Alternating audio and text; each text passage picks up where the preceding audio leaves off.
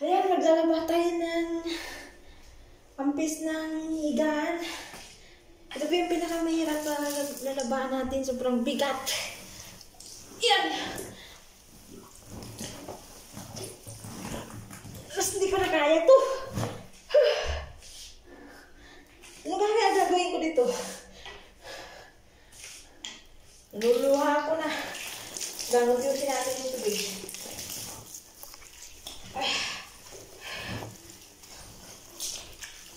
Tapos ilagay natin dito sa lagyan ng ng tubig dito sa taas para tumuyo yung tubig. Kasi hindi natin kaya itong dalhin doon sa mismong lalaban ng mga damit. Natapos ko itong laban pero babanilawan ko lang ito. Sobrang bigat. Paano na lang kung ano to? Pamlamig kasi ito eh.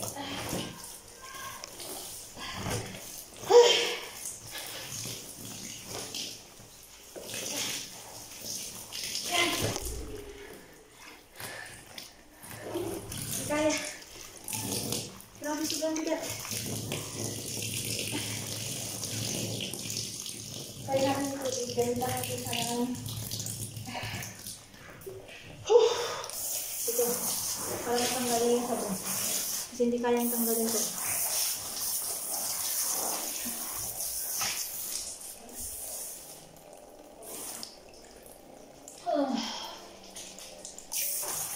Sa liit natin yung kawas. Dito yung binitigas natin. Kaya ko naman magdala ng isang sako ng mais. Pero ito, pag tubig, grabe, hindi kaya. Kasi natin magbubuhat yung malibigas. Pero ito, ayan. Patutuloy natin mo siya ng isang oras. At ang galing yung tubig. Kita.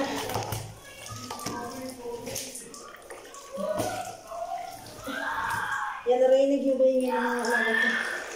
Nag-aaway na naman sila. Hindi natin, pag-usulok natin yung nalabahan ko kasi ito kasi sinuka ng alaga ko ito. Kaya yan. Kailangan natin labahan. Ay, sobrang paho. Hindi rin sa akin. Nakita ko ito sa loob ng sasakyan ng alaga ko, kinuha ko. Kaya labahan ko na papalitan ko ito sa higaan ko. Kasi yung higaan ko butas-butas na. Kung ganito lang yung mga maninipis, kaya naman buhatin. Pero yung mga malibigat, hindi kaya. Ito.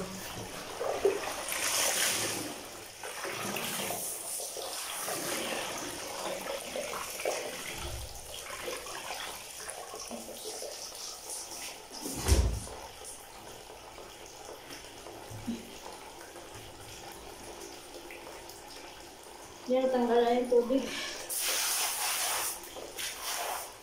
Iwanan natin na siya ng mga isang oras bago natin balitaan. Para mapulo yung tubig, para kaya natin buhatin yung kapasok doon sa laban.